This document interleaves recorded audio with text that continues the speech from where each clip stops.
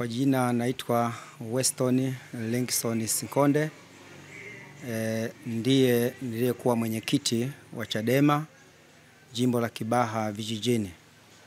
Kuanzia tarehe, kama mlivyosikia kwenye vyombo vya habari, kuanzia tarehe 21 ya mwezi huu nilijiuzuru nafasi zangu zote ya mwenyekiti wa jimbo hili na kujivua wanachama katika jimbo hili. Tangia siku tarehe 21 kuamkia tarehe 22 hadi 23 nilikuwa nikipata simu nyingi sana kutoka kwa wadau wa maendeleo, kwa watu mbalimbali wakiwa wakinipigia simu kuhusu taratibu wa jinsi gani tunaenda katika kulisukuma gurudumu hili la maendeleo katika siasa.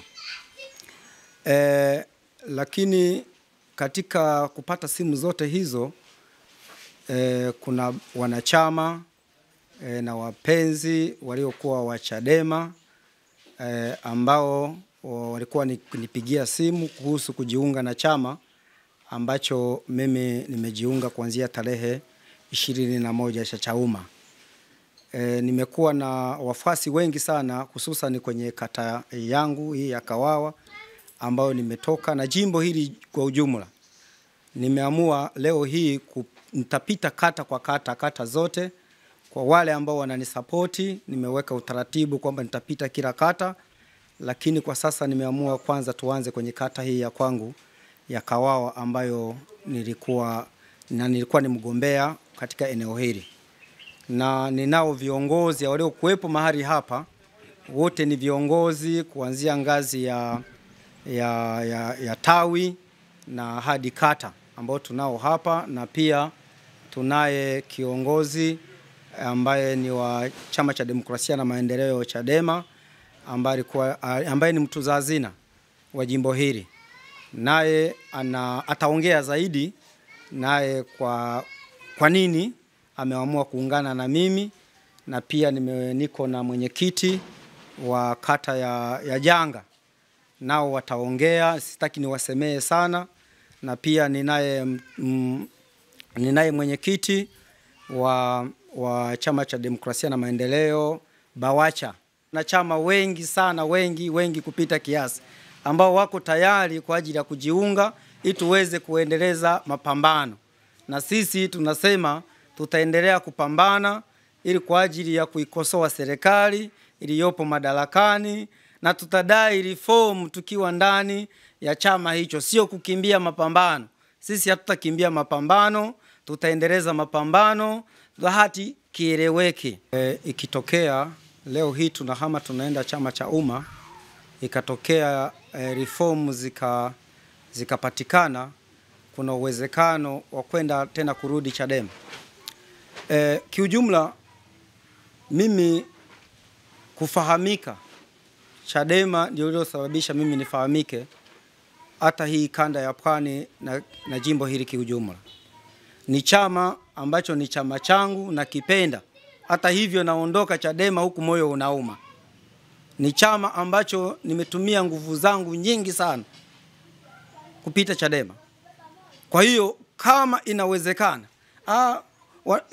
mwanasiasa kama mchezaji tu, unaangalia ni sehemu gani ambapo unaweza ukapenya, basi unaenda. Swali lako la pili, nikumbushe swali la pili samani. Hii reform, asilimia kubwa ya Watanzania, hata viongozi waliopo kwenye nafasi, bado hawaielewi no reform.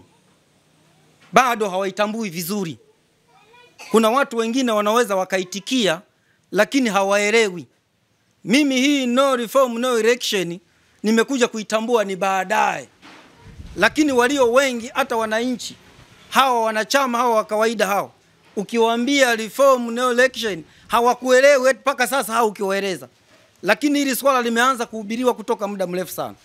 Kwa hiyo kuhusu no reform kuna hitaji kuelimisha hawa watu ili waweze kuelewa vizuri zaidi. Lakini vinginevyo tutakuwa tunachokifanya sawa na hakuna. Na hili nimeshaliona haliwezi likawezekana kwa staili ambayo tunaenda ya kwamba tunawapeleka watu barabarani. Mimi ndugu mtangazaji, ni mtumishi wa Mungu. Mimi siwezi nikaamuru watu kwenye jimbo langu hili kwamba nendeni barabarani eti wakavunjwa miguu. Mimi kwangu hilo nimeona ni gumu, linanitatiza sana. Sasa ili nisije nikaingia nikawapeleka watu wangu, ni bora nikae kwanza pembeni. Ingawa kuna watu najua ninachokiongea hiki wanaweza kaona kama naongea kitu kigumu, lakini ukweli ndio huo kwamba mimi kama nilivyokuwa mwenyekiti wa jimbo hili siwezi nikawaamuru watu kwamba waende wapi, waende barabarani ili wakapigwe. Ninachokijua kwamba reformu zinaweza zikapatikana hata kwa njia ya mazungumzo, mkakaa reformu zikapatikana, lakini sio kuenda kuandamana au kuwashindikiza watu. Tena kikubwa zaidi tunashindikiza watu ambao bado hawajui reformu ni nini. Swali iliyofanyika Bagamoyo na zinginezo, tulikubaliana kwamba hasa tunasimamia kwa msimamo wa ninyi mlikuwa hizo taarifa na taarifa zilichapishwa kwenye akaunti rasmi za chama. Maana yake mlichukua muda mrefu sana kuelewa. Leo mnawaeleshaji wananchi kwamba huko mliko ni reformu zinaweza kufanyika, lakini umesema kwamba reformu zinaweza kufanyika mkiwa mnashiriki uchaguzi kwa kupitia maridhiano.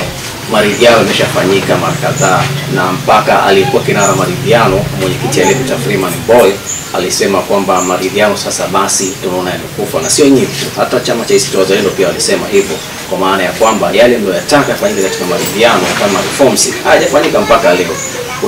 Utamwonyeshaje Mtanzania kipindi hiki ambacho CCM inaona kwamba chakula kipo mezani, kwamba anaweza akakusaidia na wewe kala kwamba reforms zinafanyika kwa muda huo kupitia maridhiano kati shashindikana toka kwa muda ambao hapa. Asante sana. Kwanza mimi nilikuwa ni mjumbe wa mkutano mkuu na nilishiriki uchaguzi pale Mlimani City. Katika taarifa iliyotolewa ni kwamba reformu zitapatikana huku tukijiandaa na uchaguzi. Hili swala limekuja limebadilika ni ghafla tu hapa. Lakini kwamba reformu tutazitafuta tukiwa huku tunaandaa wagombea, tulipewa hayo maagizo na katibu mkuu kwamba tuendelee kuandaa wagombea, huku tunaendelea kufanya nini, kutafuta reform. Na nimekuja ghafla tu, hili swala limegeuka tu ghafla, na kupata reform hizi. Reformu ili uweze kuzipata si hadi uingie barabarani. Hayo hayakuwa makubaliano. Na ukisikiliza hotuba nyingi za viongozi wetu wa kitaifa, hotuba zao ukiuliza kwamba tutafanyaje, wanasema tutawaambia watu siku ya uchaguzi waende barabarani. Sasa mimi kwangu hilo nilikuja nikaona litakuwa ni zito sana kwa upande wangu. Kibaha vijijini ni waamurisha watu kwamba twendeni wapi, barabarani. Nikaona kwangu litakuwa ni gumu. Nikasema ngoja nisije nikakwamisha ili zoezi. Basi ngoja nikae pembeni ili niendelee kutafuta reform nikiwa kwenye chama kingine. Na kingine, ndugu mtangazaji, huwezi ukawa unasema mimi natafuta reform alafu uko nje ya mchezo. Chadema paka sasa haiwezi kushiriki uchaguzi. Moja, kwa sababu haijasaini zile kanuni kwa msajili wa vyama, na alitoa tahadhari kabisa, alitoa tahadhari kwamba chama ambacho hakitashiriki kusaini maana yake itakuwa kimejiondoa wenyewe. Kwa hiyo Chadema imeshajiondoa yenyewe. Hilo saizi itakuwa ni ndoto tu kusema kwamba eti inaweza ikashiriki, tutakuwa tunajidanganya. Hilo saizi limeshashindikana. Saizi ni kufanya siasa ili Chadema ifanye siasa hadi 2030. Sasa kama mimi nina ndoto zangu, na mwanasiasa yote yule ana ndoto zake za kwamba yeye kwenye siasa anategemea kitu gani, nimeamua nitafute sehemu nyingine ya kufanya siasa. Maswali ambalo ndio niliuliza juu ya kuelekea kwenye uchaguzi kwa Chadema. Ndio. Watu walipigwa kwenye uchaguzi. Ndio. Na waliuawa. Ndio. Uchaguzi ulikuwa umeshafanyika maridhiano. Sawa. Kama kuna shafanyika hizo reforms ambazo mnasema zilikuwa zishafanyika chache zishafanyika. Sawa. Leo mnaelekea kwenye uchaguzi mkiwa chama kingine cha upinzani. Katika nchi ile ile, reforms zile zile, hali ya siasa ile ile. Unataka kutuhakikishia vipi kwamba unaweza kutangazwa wakati wenyewe mko mnalalamika mnashinda na mtangazo kwenye chama hiki kipya? Ndugu mtangazaji, kwanza ni kweli tunasema reform tutazidai na tutapigania.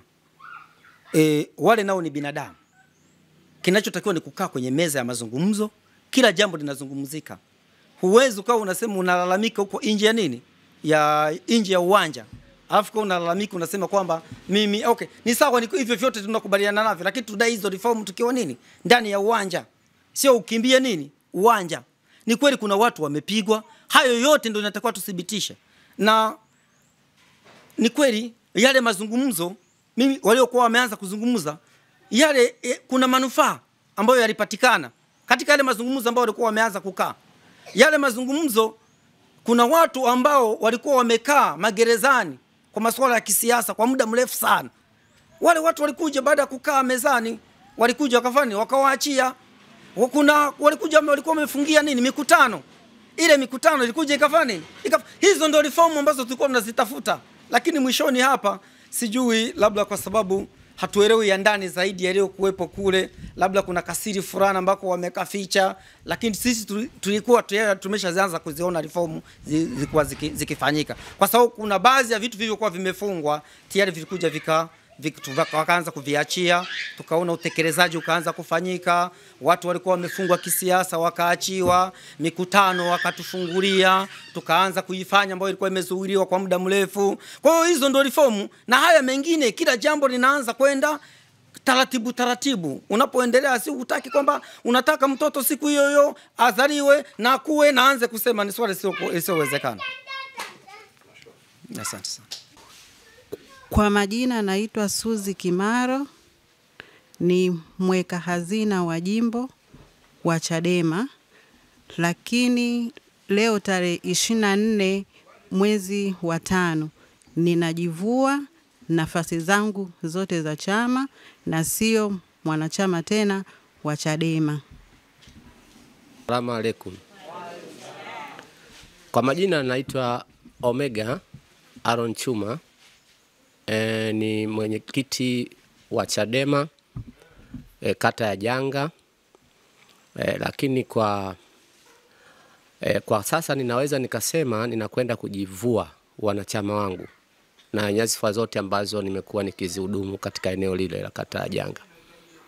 Lengo la kujivua hili, kujivua katika kuondokana na wanachama, ni kutokana na vuguvugu linaloendelea na sintofahamu kubwa ambayo imeendelea.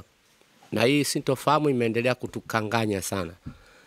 Hivyo kwa maamuzi ambayo nilikaa pasipo kushawishiwa na mtu, nikaona ipo sehemu nyingine ambayo tunaweza tukaendeleza gurudumu hili na kuweza kuleta ukombozi wa kweli katika duru zetu za kisiasa hapa nchini. Kwa hivyo pasipo kushawishiwa na mtu, maamuzi hayo nimeona, nimeyatafakari, nikayachukua. Hivyo nikaamua kujiunga na mimi Chauma kwa ajili ya kuendeleza mapambano haya ya demokrasia mpya katika nchi yetu. Nashukuru sana. Kwa jina anaitwa Riziki Mwakamsale, ni mwenyekiti BAWACHA kata ya Kawawa. Kutokana na kwamba chama chetu cha Chadema hakiwezi kushiriki katika uchaguzi huu, nimeamua mimi mwenyewe kujivua kwenye chama hiki na kwenda chama cha Chauma.